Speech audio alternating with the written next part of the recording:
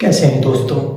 28 जून 1914 एक 19 साल स्कूल में पढ़ने वाला स्टूडेंट ऑस्ट्रो हंगेरियन प्रिंस को गोली मारकर कत्ल कर देता है। इस एक कत्ल की वजह से एक जंग छिड़ जाती है, एक ऐसी जंग जो 4 साल तक चलती है, एक ऐसी जंग जिसमें 2 करोड़ से ज़्यादा लोगों की जानें जाती हैं, एक ऐसी जंग जिसमें कई एंशिएंट एम्पायर ख़त्म हो जाते हैं। आज के दिन हम इस जंग को वर्ल्ड वार 1 के नाम से याद करते हैं। सुनने में बड़ा अजीब लगा ना दोस्तों कि एक इतनी बड़ी जंग वर्ल्ड वार 1 एक छोटे से कत्ल की वजह से हो गई। तो दोस्तों आप क्या समझते हैं इस बारे में? क्या कोई भी इतनी बड़ी जंग एक छोटे से वाक़े की वजह से हो सकती है? रियलिटी इतनी सिंपल नहीं है दोस्तों। कोई भी इतनी बड़ी जंग एक लंबे कॉम्प्लेक्स ऑफ चेन रीजन्स की वजह से होती है, और फिर एक वाक़या रोनुमा होता है, और फिर एक स्पार्क होता है। इमेजिन करें दोस्तों, यहाँ पे एक डायनामाइट्स का पहाड़ है और मैं एक माचिस की तीली के साथ इसको आग लगा देता हूँ, तो यहाँ पे एक धमाका होता है। तो जो धमाका हुआ, क्या वो मेरी माचिस की वजह से हुआ? नहीं दोस्तों, ऐसा बिल्कुल नहीं है, क्योंकि वहाँ पे एक्चुअली पहले से डायनामाइट्स मौजूद था, इस वजह से हुआ। तो आइए आज की इस वीडियो में हम वर्ल्ड वार 1 को जानते हैं, ये कैसे शुरू हुई और कैसे ख़त्म हुई, और क्या इसके पीछे काजिज़ थे, क्या इसके पीछे मेन रीजंस थे। January 1916. 140,000 men were assembling for the attack. In our wood, the front trenches will be taken in the first minutes. For 3 hours, the German heavy guns. At 7 in the morning, the साल bombardment. 1914 में Europe का नक्शा कुछ ऐसा दिखता था। दरमियान में एक बड़ा सा ऑस्ट्रो हंगेरियन एम्पायर था, जो आज के ऑस्ट्रो हंगेरियन से कहीं ज़्यादा बड़ा था, और जो जर्मनी का एम्पायर था वो भी आज की जर्मनी से कहीं ज़्यादा बड़ा था। पोलैंड का कोई मुल्क नहीं होता था उस ज़माने में। तो बाकी यूके और फ्रांस जैसे शहर थे। रशिया में रशियन एम्पायर था, और इसके अलावा ओटोमन एम्पायर, जो आज का तुर्की है, वहाँ पे ओटोमन एम्पायर हुआ करता था। तो इस ज़माने में बहुत सारे मुल्कों में जो है, ज़्यादातर मुल्कों में मोनार्की थी, यानी राजा महाराजाओं की हुकूमत थी, मतलब एक ही ख़ानदान की हुकूमत थी। तो इस ज़माने में सिर्फ 3 मुल्क ऐसे थे, 3 ममालिक ऐसे थे जिनमें जो है डेमोक्रेसी थी। फ्रांस, स्विट्ज़रलैंड और सन मरीनो। इस टर्म में कुछ कंट्रीज़ ऐसे भी थे जैसे बुल्गारिया, सर्बिया, बोस्निया और रोमानिया। इन कंट्रीज़ को बाल्कन कंट्रीज़ कहा जाता था। इन कंट्रीज़ पर ओटोमन एम्पायर की हुकूमत हुआ करती थी, ये ओटोमन एम्पायर का हिस्सा थे। याद रखना, आज के इस टॉपिक में ये जो बाल्कन कंट्रीज़ है एक अहम किरदार रखते हैं। कहानी की शुरुआत करते हैं साल 1818 में। रशियन और ओटोमन एम्पायर के दरमियान एक जंग हुई थी। जो ओटोमन एम्पायर थी वो एक तरफ थी और रशियन एम्पायर दूसरी तरफ थी। रशियन एम्पायर जो थी वो इन बाल्कन कंट्रीज़ की मदद कर रहा था ओटोमन एम्पायर से अलग करने की। जंग के आखिर में साल 1878 में एक ट्रीटी साइन हुई थी, ट्रीटी ऑफ बर्लिन के नाम से। इस ट्रीटी के तहत ऑस्ट्रो हंगेरियन एम्पायर को हक दिया गया था कि वो इन बाल्कन कंट्रीज़ को एडमिनिस्ट्रेट कर सकता है, लेकिन ऑफिशियली वो ओटोमन एम्पायर का ही हिस्सा रहेंगे। लेकिन 1908 में ऑस्ट्रो हंगेरियन एम्पायर ने इन बाल्कन कंट्रीज़ को एनेक्स कर लिया, यानी इन्वेड कर लिया। इस वक्त एक कार्टून पब्लिश हुआ था जो बड़ा ही इंटरेस्टिंग है। एक तरफ ओटोमन एम्पायर के सुल्तान हेल्पलेस खड़े हैं, हाथ बांधे हुए हैं। इस वक्त ओटोमन एम्पायर के अंदर इंटरनल प्रॉब्लम्स शुरू हो गई थी, आने लग गई थी, एक रेवोल्यूशनरी होने लगी थी। इसी दौरान ओटोमन एम्पायर से बुल्गारिया जो था वो भी आज़ाद हो गया था। ये जो लेफ्ट में Austro Hungarian empire Franz Joseph Bosnia को भी छीनने लगते हैं। ये जो बोस्निया कंट्री है 400 साल तक ओटोमन एम्पायर के अंदर रहा। आज़ादी मिलने के बजाय अब एक और एम्पायर ने इसे कैप्चर कर लिया, इस पर कब्जा जमा लिया। लेकिन जो बोस्निया में रहने वाले लोग हैं वो इस चीज़ को होता हुआ देखकर गुस्से में होते हैं, इश्ताल में होते हैं, क्योंकि उनका मकसद है आज़ाद, उनको आज़ादी चाहिए। इनके साथ होने वाले कंट्री सर्बिया के लोग भी इस चीज़ को देखकर गुस्से में होते हैं, क्योंकि बोस्निया के लोगों का सर्बियन लोगों के साथ ना सिर्फ जोग्राफियल कनेक्शन है बल्कि एथनिकल कनेक्शन भी है। इनकी एथेनिसिटी है स्लेव्स की। इस ज़माने में ईस्टर्न लोग अपने आप को साउथ स्लेव्स करके बुलाते थे, और बहुत से लोगों ने साउथ स्लेव्स नेशंस की भी डिमांड की थी। इस चीज़ को होता हुआ देखकर सर्बिया ने कंप्लेन की कि ऑस्ट्रो हंगेरियन एम्पायर न सिर्फ बोस्निया को इन्वेड कर रहा है, एनेक्स कर रहा है, बल्कि हमारे साउथ स्लेव्स को भी इन्वेड कर रहा है। ऑस्ट्रो हंगेरियन ने बोस्निया पर कब्जा करने से पहले रशिया के साथ बात कर ली थी, डील कर ली थी कि हम इस पर कब्जा जमाने वाले हैं, और रशिया ने बात मान भी ली थी क्योंकि रशिया को रिटर्न में कुछ और चाहिए था। इस नक्शे को देखिए, यह है ब्लैक सी और इसके नीचे है सी ऑफ मरमर। दरमियान से ये इस्तांबुल को दो हिस्सों में डिवाइड करता है। ये पार्ट ओटोमन एम्पायर के पास था और रशिया इसे छीनना चाहता था। रशिया ने जो ऑस्ट्रो हंगेरियन एम्पायर की जो बात मान ली थी वो इस वजह से मान ली थी कि उनको रिटर्न में ये चीज़ चाहिए थी, वो ओटोमन एम्पायर से इस चीज़ को छीनना चाहता था। तो रशिया ने कहा ऑस्ट्रो से कि हम आप पे कब्जा जमाने वाले हैं, तो आप भी हमें कुछ मत कहना। तो दोनों की ने ये बात मान ली। ये बहरहाल एक अच्छी डील थी, लेकिन यहाँ पे एक मसला होता है कि रशिया के जो लोग रहने वाले हैं वहाँ उनमें कुछ साउथ स्लेव्स भी हैं जो इस चीज़ को होता हुआ देखकर सड़कों पे उतर आते हैं, एहतजाज करते हैं, प्रोटेस्ट करते हैं कि हम ये बात कैसे मान लें कि हमारे साउथ स्लेव्स को इन्वेड किया जा रहा है, उन पर कब्जा जमाया जा रहा है। उस टाइम रशियन एम्पायर कमज़ोर पड़ चुकी थी और उनको इन साउथ स्लेव्स की प्रोटेस्टर की बात मानना पड़ी। वो इस सीक्रेट एग्रीमेंट के बावजूद सर्बिया को सपोर्ट करने लगता है। उनकी मजबूरी बन जाती है सर्बिया को सपोर्ट करना, क्योंकि वो अपनी आवाम और अपनी कौम के आगे बेबस हो चुका था। तो हंगेरियन एम्पायर ने जर्मनी से कहा, अगर हमने सर्बिया पर कब्जा कर लिया और रशिया सर्बिया की मदद के लिए आता है तो आप हमारी मदद करोगे ना? तो जर्मनी कहता है, क्यों नहीं भाई, हम तो बहुत पुराने दोस्त हैं। जब रशिया को ये सब पता चलता है कि ये सर्बिया को अटैक करने लगे हैं, तो ये फ्रांस को कहता है, देखें ऑस्ट्रो हंगेरियन ने पहले बोस्निया पर कब्जा किया और आप जर्मनी और ऑस्ट्रो मिलकर सर्बिया को अटैक करने लगे हैं, तो हम दोनों मिलकर इनकी खिलाफ लड़ें।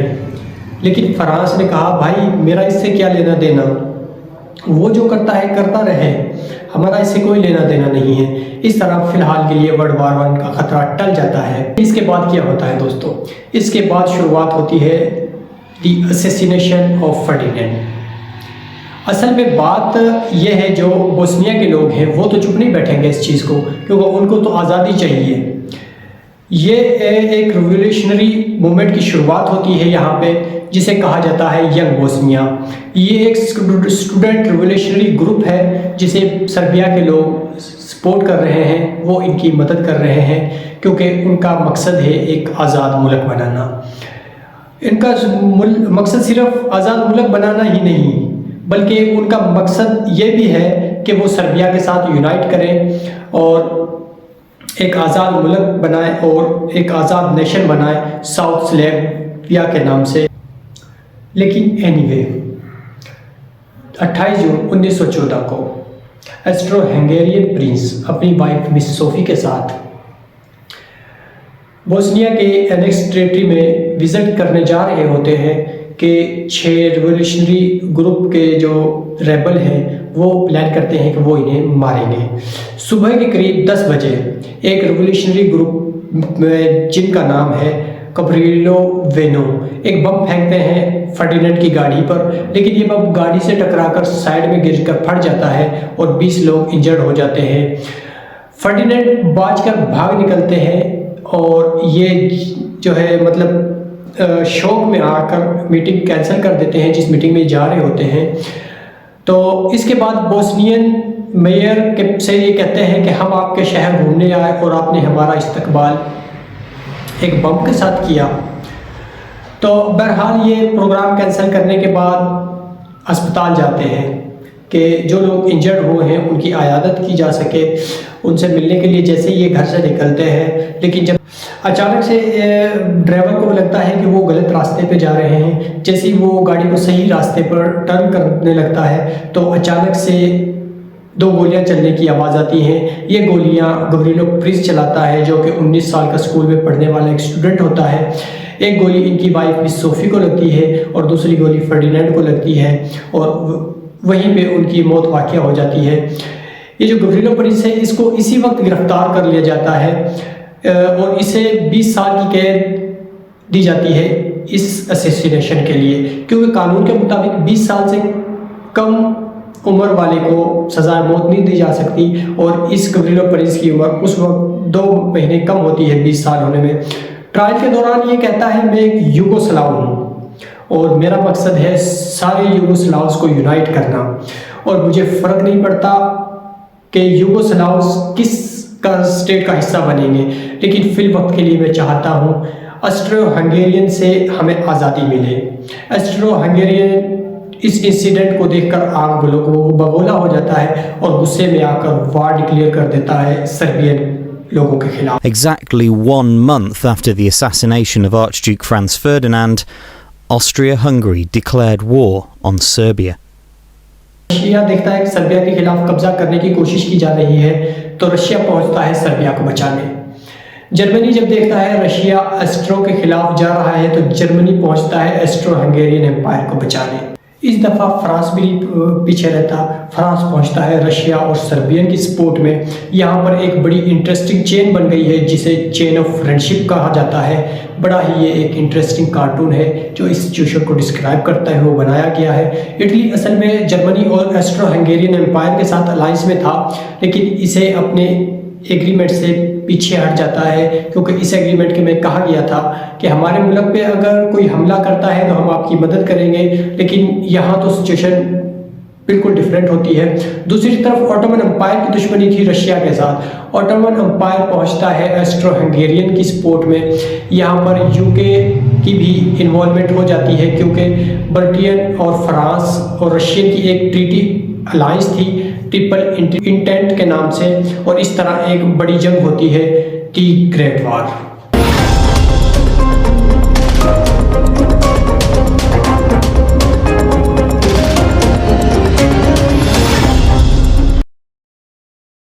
जहाँ पर ये सारे कंट्रीज एक दूसरे के साथ जंग पर आ जाते हैं।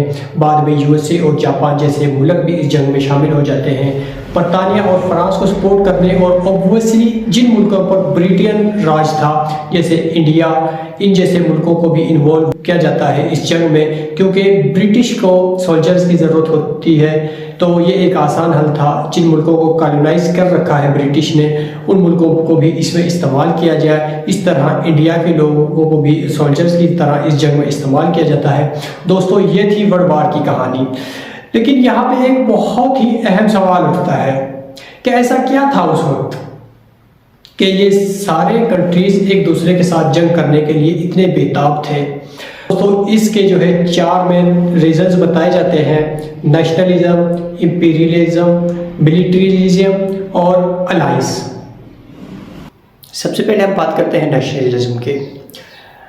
दोस्तों, ये जो नेशनलिज्म था ये इस बुनियाद पर था कि मेरा मुल्क बेहतरीन मुल्क है। दूसरे मुल्क को निचली नज़र से देखना, उसको साथ रूड रवैया रखना, इस चीज़ को बेस बनाकर इन्होंने राजा महाराजाओं ने लोगों को कन्विंस किया कि वो लोग जंग पर चले जाएं अपने मुल्क की खातिर। ये जंग उन्होंने डिक्लेयर की थी इंपीरियलिज्म के लिए, बाकी मुल्कों पर कब्ज़ा जमाने के लिए, इन पर जो है इनको ऑक्युपाई करने के लिए। यहाँ तो अपना मुल्क ही मैनेज करना इतना मुश्किल हो रहा था, तो ऐसा किया था कि ये जो है दूसरे मुल्कों पर कब्ज़ा करने की सोच रहे थे। ये चाह रहे थे कि हम दूसरे मुल्कों पर कब्ज़ा करके अपने जो रिसोर्सेज को एक्सप्लॉइट करें। इसका सिंपल आंसर है दोस्तों, लूट मचाना। ये जो राजा महाराजा थे, एक तो मुल्कों पर कब्ज़ा करते थे अपनी प्राइड के लिए, लोगों को ये बताने के लिए कि देखें मेरे अंडर इतना एरिया आता है। नंबर 2 पे ये लोग कब्ज़ा करते थे। कुछ वो मुल्कों में जो है ये सोना वगैरह जो है निकलता था, इसको निकाल कर अपनी ट्रेजरी में रखने के लिए। इसके अलावा जो ये इंपीरियलिज्म था दोस्तों, ये बिना मिलिट्री के पॉसिबल नहीं था। बहुत सारा पैसा खर्च करना पड़ता था इस अपनी मिलिट्री पावर को जो है बढ़ाने के लिए, ताकि ये जो है दूसरे मुल्कों पर कब्जा कर सकें। Simply by brute forces British की रॉयल फोर्सेस इस वक्त नेवी की लार्जेस्ट फोर्सेस थी, जिसकी मदद से ब्रिटिश इतने बड़े लार्ज एम्पायर को कंट्रोल कर पा रहा था, वो चला रहा था। इस वक्त की बड़ी पावर्स थी Germany, astro Hungarian, France, Britain, Italy और रशिया। इन चारों मुल्कों की कंबाइंड मिलिट्री स्पेंडिंग जो थी वो 94 मिलियन थी, जो कि 1914 तक 4 गुना बढ़ चुकी थी, 400 मिलियन तक जा पहुंची थी। ये सब बहुत सा पैसा खर्च कर रहे थे मिलिट्री को एक्सपेंड करने के लिए, मिलिट्री पावर को बढ़ाने के लिए, क्योंकि ये सब इंटरेस्टिंग थे इंपीरियलिज्म में। निकोलस II रशिया के आखिरी एम्पायर थे। किंग जॉर्ज V ब्रिटिश के जो है एम्पायर थे उस टाइम। काइजर विलियम II, ये तीनों जो है एक दूसरे के फर्स्ट कजन्स थे, यानी एक ही फैमिली से ताल्लुक़ रखते थे। 3 राजा, 3 बड़ी पावर्स, 3 ग्रेट पावर्स। इमेजिन कर सकते हैं दोस्तों, 3 मुल्कों के राजा एक ही फैमिली से ताल्लुक़ रखते थे। यहाँ से ये जो वर्ल्ड वॉर 1 थी, एक तरह से जो है गेम ऑफ थ्रोन चल रही थी। कहा जाता है क्वीन विक्टोरिया ने इन तीनों को आपस में जोड़े रखने की बड़ी कोशिश की थी, लेकिन उसके डेथ के बाद ये पॉसिबल नहीं हो सका। तो चौथा रीज़न बताया जाता है दोस्तों अलायंस। इस वक्त जो है 2 मेजर अलायंसेस थी। जो पहली अलायंस थी वो 1882 में बनी थी, ट्रिपल एंटिटीज़ के नाम से।